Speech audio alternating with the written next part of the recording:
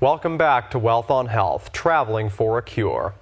People all over the world have been impacted by the cutting-edge science going into adult stem cell therapy. We had the pleasure of speaking to a handful of these heart patients, including David Faege. One of his cardiologists had advised him to make arrangements with a hospice because the end was near. Let's hear David's story.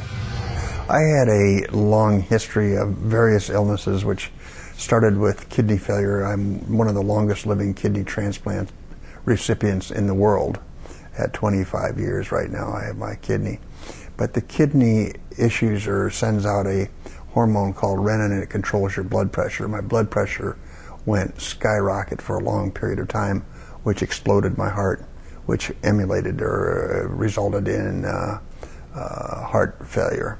So my primary issue was end-stage heart failure.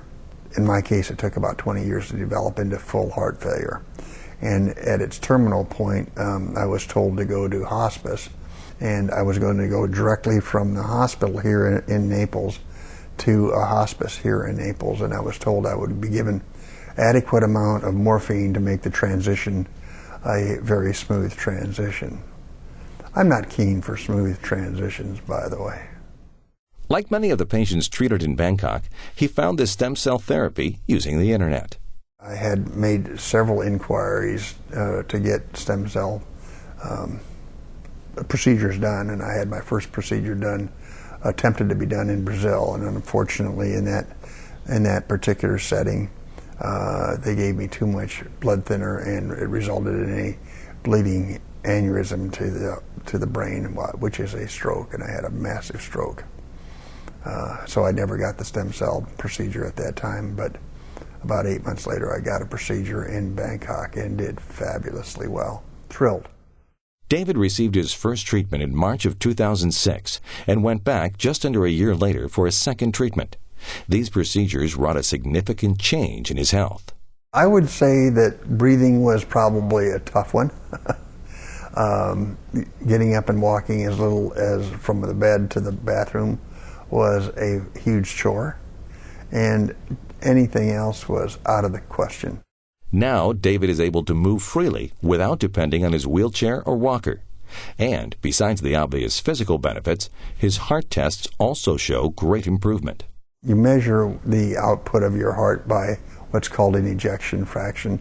Call it horsepower, but if the normal horsepower for our discussion purposes is 50 to 65, I started at between 12 and 20, and those are in the death range, and I'm now 50. I'm absolutely at the bottom of normal heart function. That is unbelievable. It's better than a heart transplant. Mel Forbes was another terminal patient who was given 6 to 9 months to say his goodbyes. He had looked at several options, including a study in Canada, but was denied due to his diabetes. But thanks to the technology of the information age, Mel found hope in Theravitae.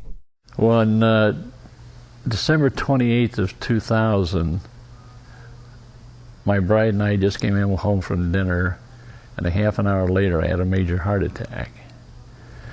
And they took me to the emergency room, and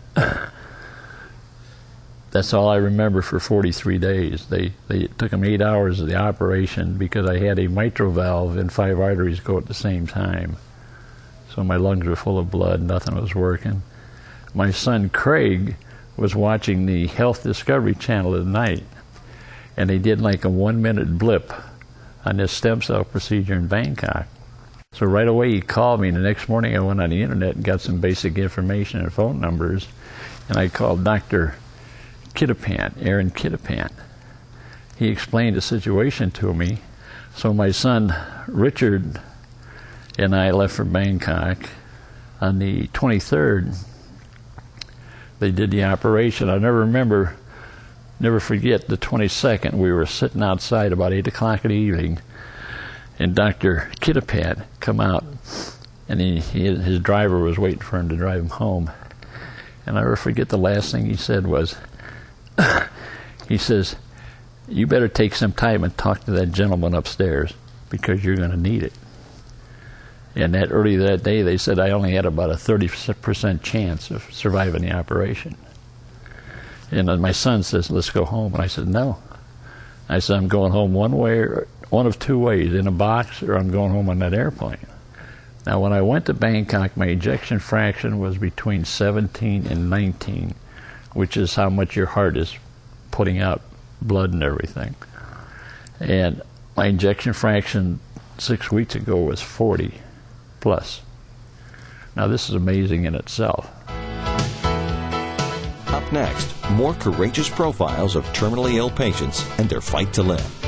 Stay right here for more Wealth on Health. Traveling